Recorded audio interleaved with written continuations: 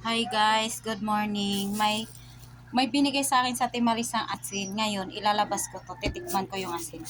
Tapos ipaprank ko ngayon sa Ate Jo at saka si Badits.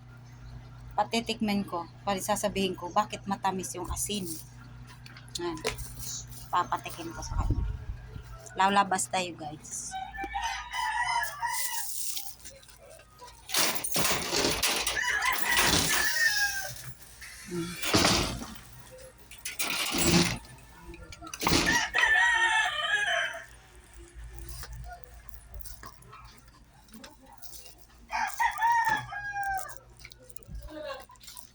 Ha?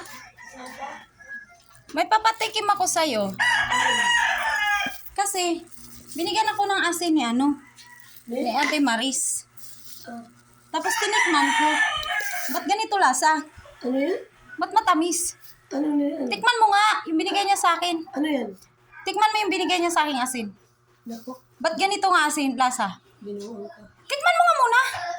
Tinikman ko naman na, ha? Baka makahilo. Tikman mo nga muna, tinikman ko na rin. Ba't ganito lasa? Ba't matamis?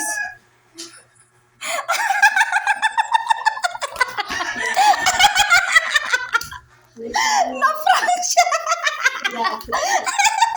Si Ate Jo. Ate Sel! Ate Celia! Te! Naisahan mo ako. Yati.